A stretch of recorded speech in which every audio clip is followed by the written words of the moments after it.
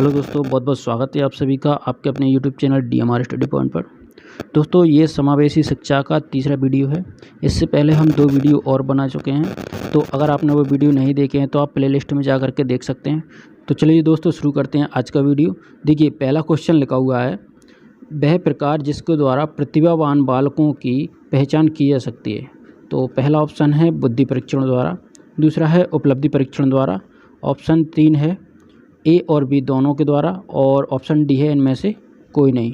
तो इसका सही आंसर हो जाएगा ऑप्शन नंबर सी, यानी कि ए और बी दोनों के द्वारा। ठीक है, तो प्रतिभावान बालकों की पहचान बुद्धि परीक्षण द्वारा और उपलब्धि परीक्षण दोनों के द्वारा की जा सकती है। ठीक है, चलिए क्वेश्चन नंबर 2 है, समस्यात्मक बालक कौन नहीं है। तो ऑप्शन है चोरी करने वाले बच्चे, दूसरा है पिछड़े बालक, ऑप्शन 3 है प्रतिभाशाली बालक, और ऑप्शन डी है बी और सी। तो दूसरे का ऑप्शन नंबर डी सही हो जाएगा दोस्तों, यानी कि बी और सी। चलिए क्वेश्चन नंबर 3 है, बालकों के समस्यात्मक का कारण है। पहला ऑप्शन है मनोरंजन की सुविधा, दूसरा है अत्यधिक प्यार, ऑप्शन सी है निर्धनता, ऑप्शन डी है बी और सी। तो तीसरे का ऑप्शन डी सही हो जाएगा दोस्तों, यानी कि बी और सी। चलिए क्वेश्चन नंबर 4 है, वे बालक जो लगातार किसी भी क्षेत्र में अपनी कार्यकुशलता का परिचय देते हैं कुशाग्र या प्रतिभावान बालक कहलाते हैं। यह कथन किसका है। ठीक है, तो ऑप्शन है टर्मन, दूसरा है प्याजे, तीसरा है वुडवर्थ, और ऑप्शन 4 है टेलर। तो चौथे का ऑप्शन नंबर ए सही हो जाएगा दोस्तों, टर्मन।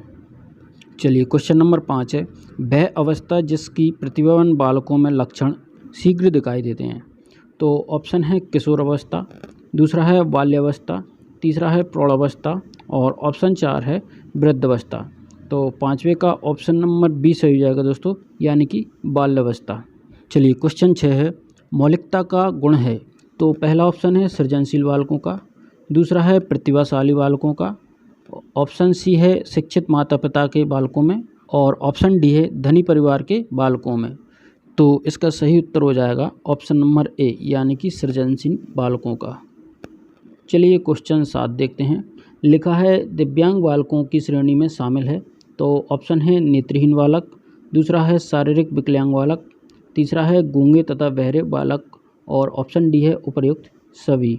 तो 7वें का हो जाएगा ऑप्शन नंबर डी सही। चलिए क्वेश्चन नंबर 8 है, तो लिखा है मानसिक रूप से पिछड़े बालकों की विशेषता नहीं है। पहला ऑप्शन है संवेगात्मक रूप से अस्थिर, दूसरा है गतिवर्धन, ऑप्शन सी है रुचियां सीमित होती हैं, ऑप्शन डी है निरंतर अव्यवस्थित। ठीक है, तो 8वें का ऑप्शन नंबर बी सही हो जाएगा, यानी कि गतिवर्धन। ठीक है, तो क्वेश्चन नंबर 9 देखते हैं, लिखा है प्रतिभाशाली बालकों की शिक्षण विधि। पहला है गतिवर्धन, दूसरा है संपन्नीकरण, और ऑप्शन सी है ए और बी दोनों, ऑप्शन डी है इनमें से कोई नहीं।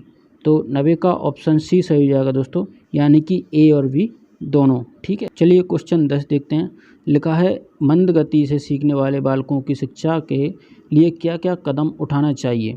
ठीक है, तो ऑप्शन है आवासीय विद्यालय, दूसरा है विशेष विद्यालय, ऑप्शन सी है ए और बी दोनों, और ऑप्शन डी है इनमें से कोई नहीं। तो 10वें का ऑप्शन सी सही हो जाएगा दोस्तों, यानी कि ए और बी दोनों। ठीक है, चलिए क्वेश्चन नंबर 11 देखते हैं, लिखा है पिछड़े बालकों के लिए कैसी शिक्षा व्यवस्था होनी चाहिए, है ना।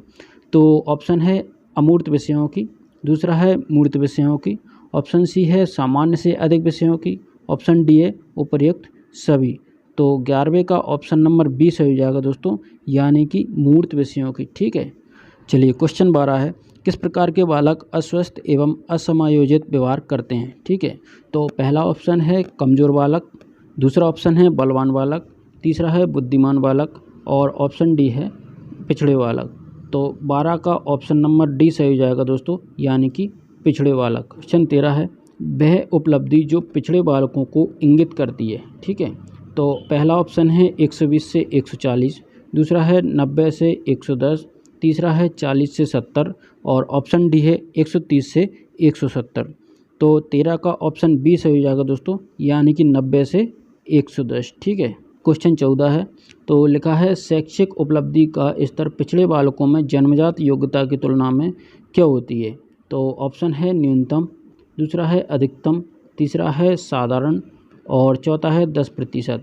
तो 14 का ऑप्शन ए सही हो जाएगा दोस्तों, यानी कि न्यूनतम। ठीक है। क्वेश्चन 15 है, अपनी कमी को लेकर पिछड़े बालकों में कौन सी भावना देखी गई है? पहला है निराशापूर्ण, दूसरा है उत्साहपूर्ण, तीसरा है मनोरंजनपूर्ण और चौथा है इनमें से कोई नहीं।